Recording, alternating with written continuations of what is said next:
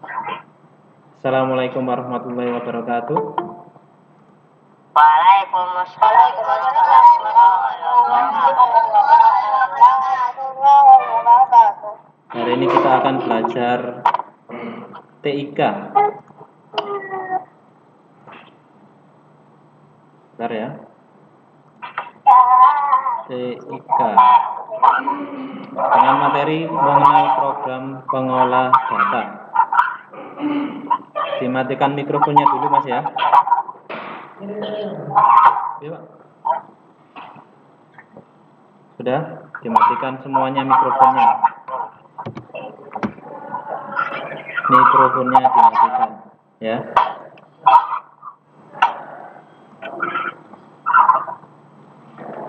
Sudah semua? Apa ini? Matikan dulu. Sudah? Sekarang kita perhatikan tampilannya.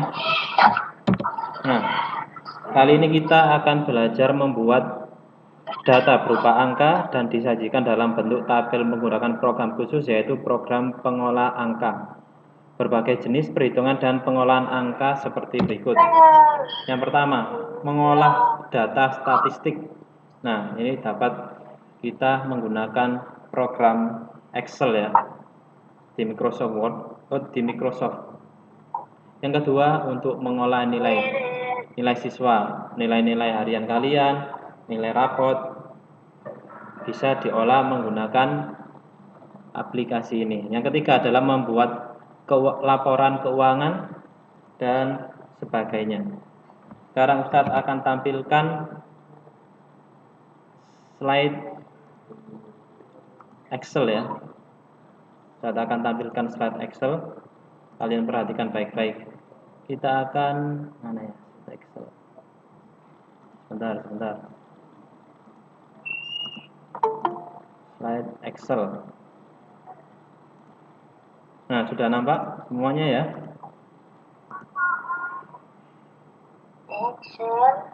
Sudah nampak? Nah, di sini ada berbagai menu.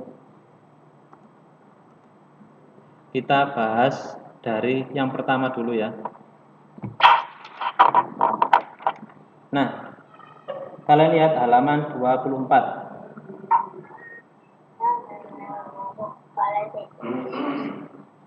Halaman 24 sudah. Nah, di situ banyak keterangan-keterangan. Nah, Ustadz akan menjelaskan dari file dulu ya. Nah, di file ini banyak sekali menu.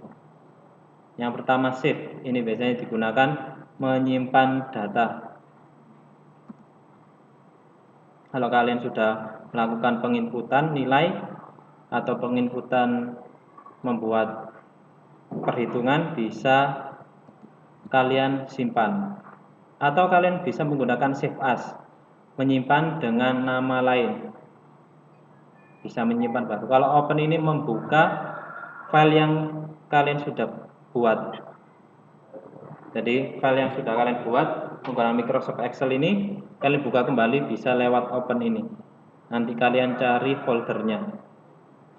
Nah, close ini untuk menutup aplikasi. Kalau kalian sudah menyimpan, kemudian kalian close ya. Nah, info ini apa? Di sini ada 3. Yang ini untuk memproteksi dari Excel kalian ini, tampilan ini bisa diproteksi menggunakan ini. Bisa diberikan password atau tempat-tempat lain ini biar tidak bisa diedit. Hanya kalian sendiri yang bisa mengeditnya atau mengubahnya. Bentar, ini ada yang baru masuk masakan. Start, lanjutkan. Nah, ini untuk kalau ada terjadi trouble, kalian bisa mengecek di sini. Kalau kalian mengetik ada trouble, bisa dicek di menu ini. Nah, ini versi, kalian bisa menggunakan versinya. Nah, recent ini adalah yang telah kalian buka atau telah kalian gunakan mulai dari awal sampai sebelum-sebelumnya. Di Di sini ada semua. Ini punya Ustadz ya. Ini tampil semua. Kalau new, ini kalian membuat lembar kerja baru. Ada blank out, recent template, dan macam-macam lainnya. Nah, menu print. Kalau kalian ingin mencetak data kalian, bisa langsung print. Bisa memilih printernya sesuai dengan printer yang kalian aktifkan. Kalian bisa menggandakan di sini. Untuk kalian ini menggandakan 7 kali, kalian tinggal pilih sampai 7. Nah, ini mengirim di website. Ada di email, ada save to web, dan macam-macam lainnya. Nah, kalau help ini, kalau kalian ingin mengupdate atau mengubah settingan, bisa lewat menu ini. Sampai di sini ada yang ditanyakan? Ada Ustaz. Nah, Ada. kita lanjut ya. Ada Ustaz. Ada. Nah, di sini ada tampilan kolom-kolom ya. Nah, ini disebut B ke bawah, ini adalah disebut kolom. Kalian buka halaman 25. Halaman 25. Nah, di sini adalah kolom. Yang B ke bawah, C ke bawah ini adalah kolom.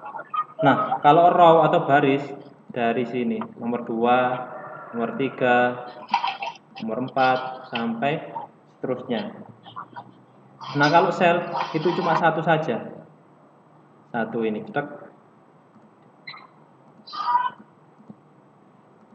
Nah, ini adalah name box. Gunanya apa? Name box ini untuk letak kalian. Contoh, Ustadz tekan di sini. C3. Ini ada di kolom 3, urutan nomor baris nomor 3. Makanya di sini tulis C3. Kolom huruf C, baris nomor 3. Atau di sini, saat ngacak di sini. K15 berarti ada di kolom 15, di kolom K, di baris nomor 15. Tuh. Nah, yang terakhir adalah range. Nah, kalian bisa memblok ini ya dengan menggunakan klik kiri ditahan. Kalau kalian punya komputer bisa coba-coba di rumah menggunakan aplikasi Microsoft Excel.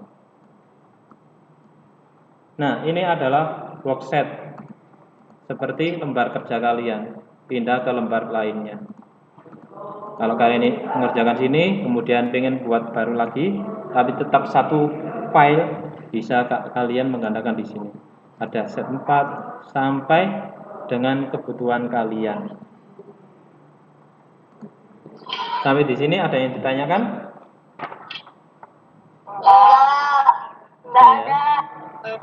Kita akan membahas menu yang ada di home ya, secara besar. Kalau di sini sangat banyak menunya.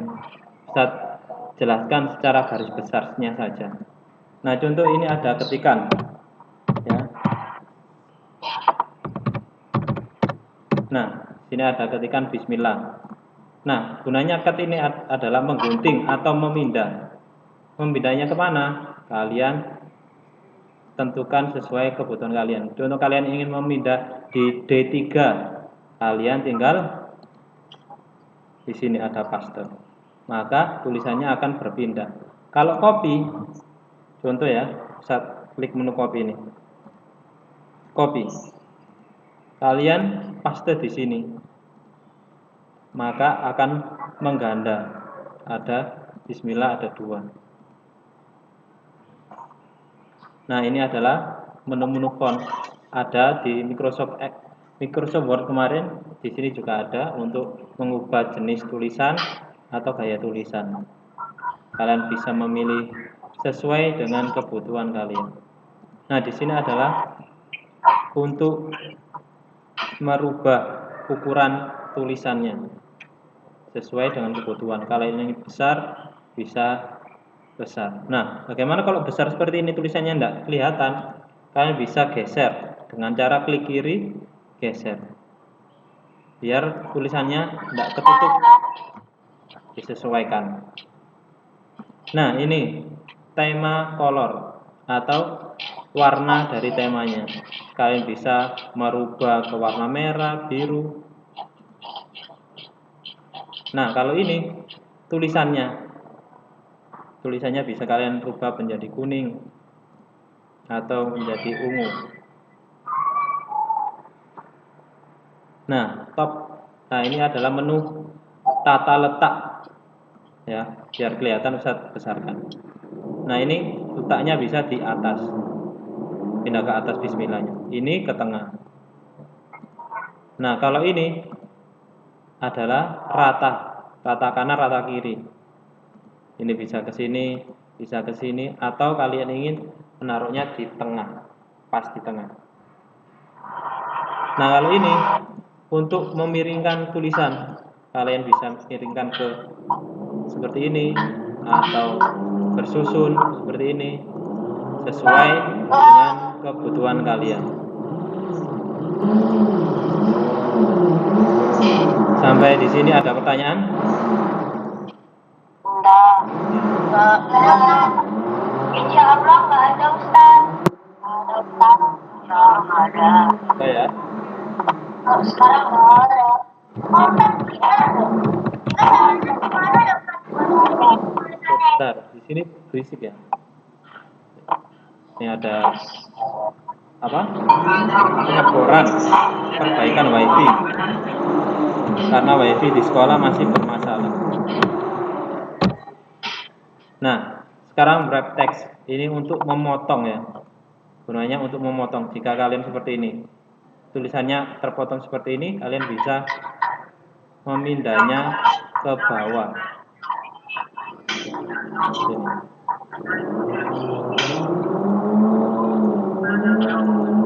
Kalau ketikannya panjang. Nah, ini sudah ke bawah. Kalau seperti ini akan mendatar. Kalau kalian klik word text akan bersusun seperti ini.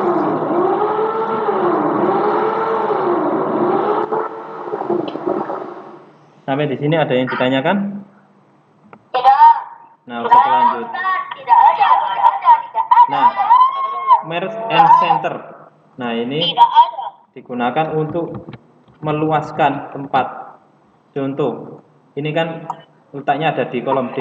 Kalian ingin melebarkan ke E, ke F, ke G, ke H dengan cara memblok di sini ya. Kalian blok, kemudian kalian klik merge and center. Nah, akan melebar di sini kolomnya. Ke D, ke E, ke F, ke G, ke H.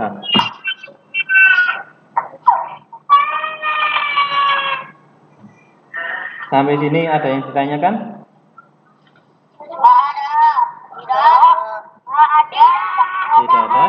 Tidak ada. Tidak ada. Kalau gitu kita lanjut ke bahasa Jawa ya. Bahasa Jawa. Dikeluarkan buku bahasa Jawanya.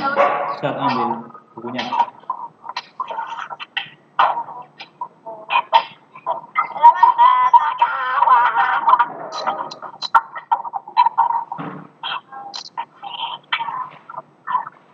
Halaman 10 kalian buka halaman 10. Halaman 10.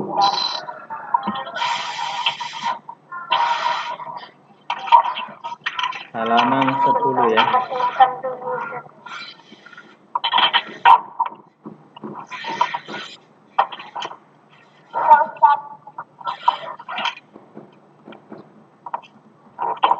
Halaman 10. Karangan deskripsi.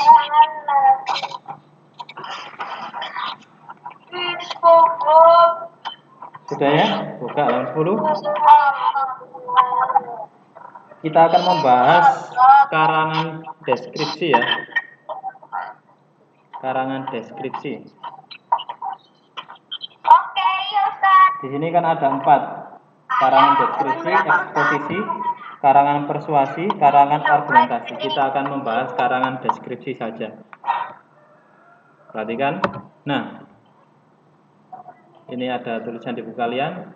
Karangan deskripsi, Karangan deskripsi yaiku sawijining karangan kang nggambarake babagan utawa kadheyan kang sayatane saengga para maos rumangsa kaya bisa mindhangetake, ngrasakake lan ngalami dhewe. Karangan deskripsi merupakan sebuah karangan yang menunjukkan suatu objek atau kejadian yang sangat jelas sehingga seolah-olah pembaca bisa ikut merasakan, melihat atau mengalami sendiri yang dibahas dalam karangan. Seringkali hal yang menggambarkan dalam karangan deskripsi adalah hasil pengamatan panca indera. Jadi kalian bisa merasakan seolah-olah kalian ada di situ. Nah, ini adalah ciri-cirinya.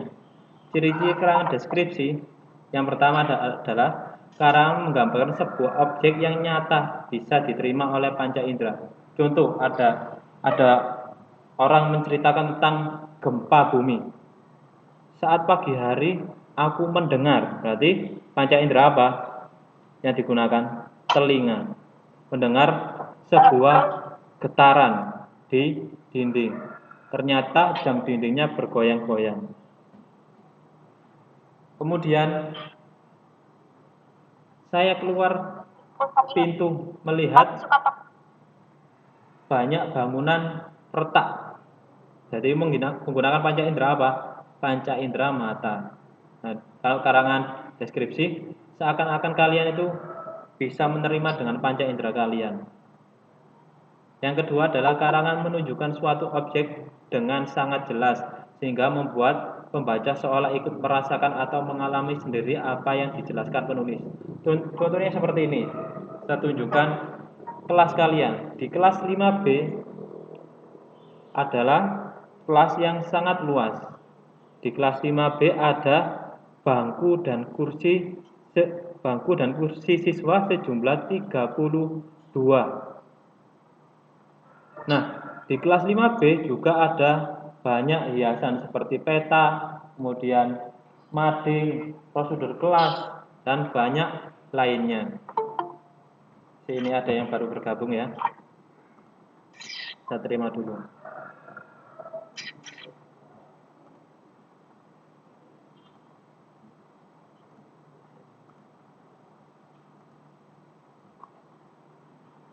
Sampai 2 ya. Sekarang ketiga.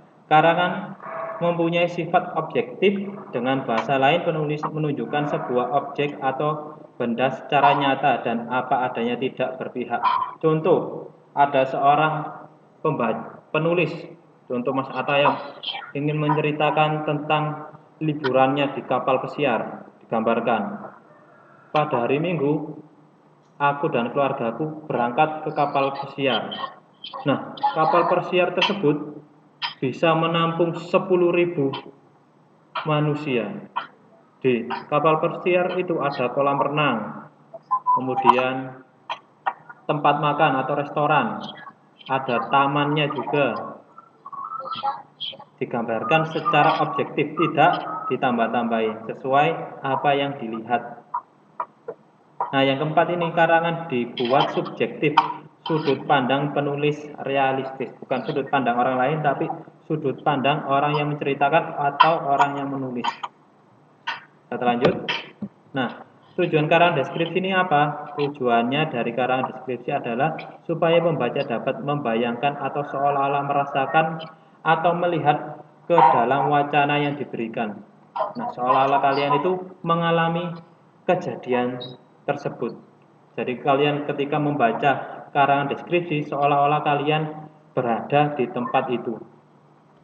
Bisa kalian rasakan pendengarannya, penglihatannya dijelaskan secara detail. Nah, halaman 11 ini adalah contoh karangan deskripsi. Perpustakaan sekolahku. Perpustakaan sekolahku gede banget, berarti ini diceritakan perpustakaannya itu besar sekali. Ambane kurang luwih 25 kali 35 meter. Jadi luasnya sekitar 25 meter dikali 35 meter. Dituliskan secara jelas. Bentar ya, ini ada yang masuk lagi.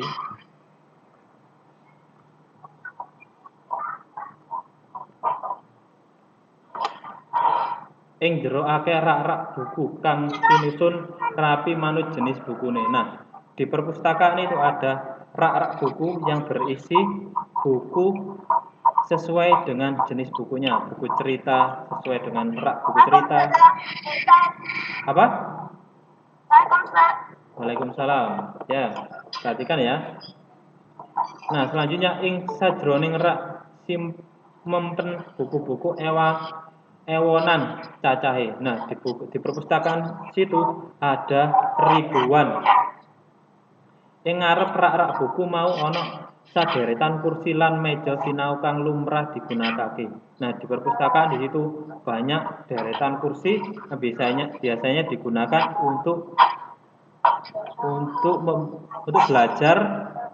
untuk belajar dening pengunjung kanggo maca utawa nggarap tugas-tugas. Nah, pengunjung bisa menggunakan untuk sekedar membaca atau mengerjakan tugas-tugas yang diberikan oleh guru. Sebentar, ada yang baru bergabung. Saya terima dulu ya.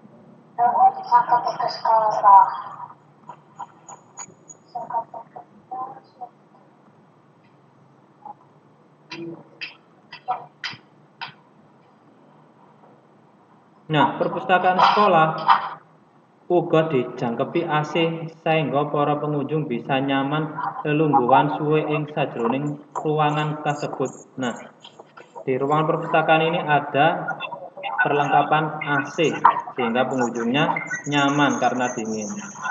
Nah, ini siapa ya? Mikrofonnya dimatikan ya. Mikrofonnya Mas Rafa Andre.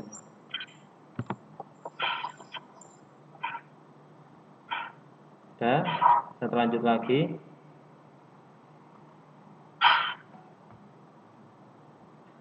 Saya mane ing kono uga ana telung komputer kang bisa digunakake kanggo goleki ira-iran buku. Nah, di sana ada 3 komputer yang bisa kalian gunakan untuk mencari buku. Contoh kalian ingin mencari buku cerita hewan-hewan, kalian tulis itu. Cerita kancil, di situ ada. Ternyata cerita kancil, buku-buku kancil ada di rak 3 nomor 2 urutan dari bawah 1 2. Saengga pengunjung bisa kanthi gampang anggone nemukake buku. Jadi pengunjung bisa dengan mudah menemukan bukunya, tidak mencari satu persatu karena di situ ada ribuan buku biar tidak kesulitan. Sampai sini ada yang ditanyakan?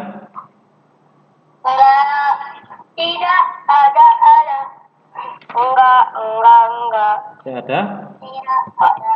Baik. Tidak ada. Kalau tidak ada pertanyaan, kita baca hamdalah bersama-sama. Subhanallah.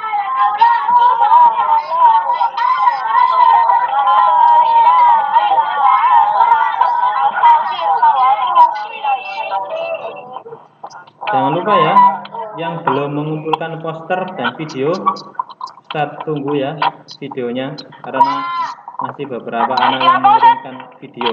Video tugas liburan kemarin. Apa?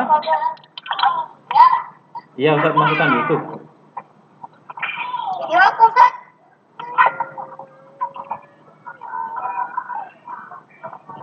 Sudah ya, Ustaz akhiri.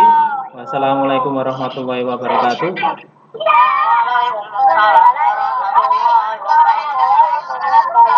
Kalian boleh main sama teman kalian atau ngechat. Ustaz tinggal dulu.